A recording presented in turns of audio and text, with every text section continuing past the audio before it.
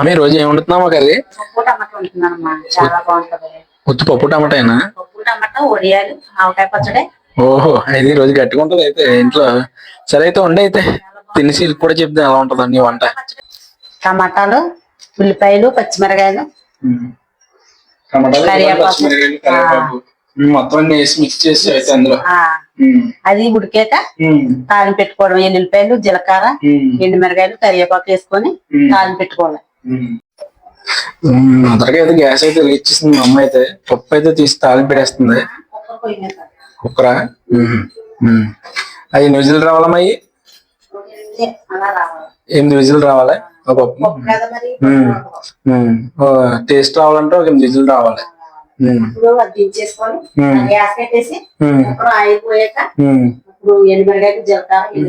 తాలింపు వేసుకోవాలి. ఈ పప్పుతో పాటు టేస్టీగా ఏమంటే బాగుంటది?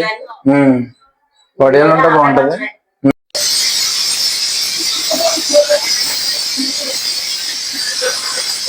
పప్పు విజిల్ అయిపోయినాయి కదా, ఇప్పుడు ఏం చేద్దామా? పప్పు ఏమన్నా తాలింపులో ఏమేయాలి?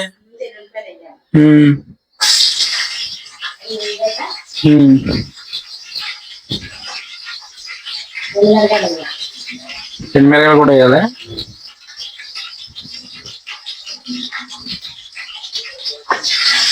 ఇప్పుడు పప్పు ఎన్ని కప్పులు వేసుకోవాలమ్మా? పప్పు పావు కేజీయా? పావు కేజీ పప్పు అంటే ఇప్పుడు పావు కేజీ పప్పు అంటే ఇప్పటికి సాయంత్రానికి కూడా వచ్చేద్దా?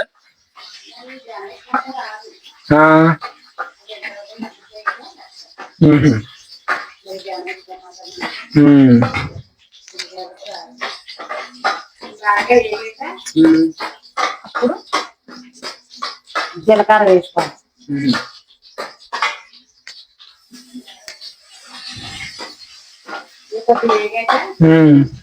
కరివేపాకు వేసుకోవాలి. అది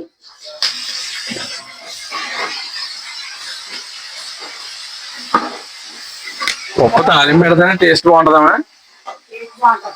కానీ అందరూ మినపప్పు, ఆవాలు, శనగపప్పు వేసుకుంటారు కానీ నేను అవి వేయను. ఇలాగే బాగుంటుంది టేస్ట్. ఇదే బాగుంటుంది. ఎల్లుల్లిపాయ, జీలకర్ర, ఎండుమిరకాయలు, కరివేపాకు అదే బాగుంటుంది. బాగా వేగాక ఎర్రగా వేగిలాగా వేసుకోవాలి. పప్పులు వేసుకోవడం.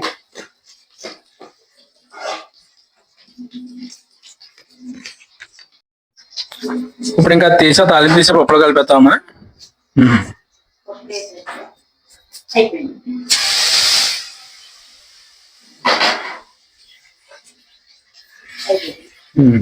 ఇప్పుడు పప్పు మళ్ళీ పొయ్యి మీద పెట్టాలా? మళ్ళీ పప్పు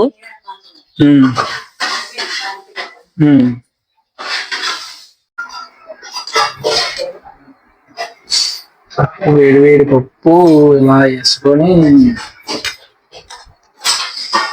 వేడివేడి పప్పు, వేడివేడి అన్నం ఇలా తీసి ముద్ద మీద వడియం పెట్టి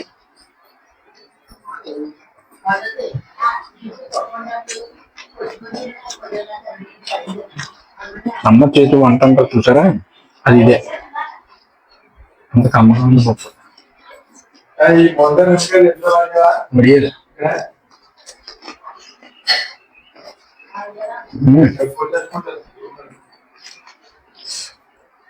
ఉప్పుతో పాటు ఆవకాయ, ఊరబెట్టిన ఆవకాయ.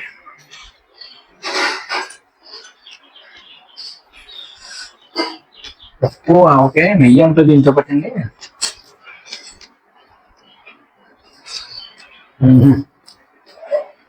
చాలా బాగుంది.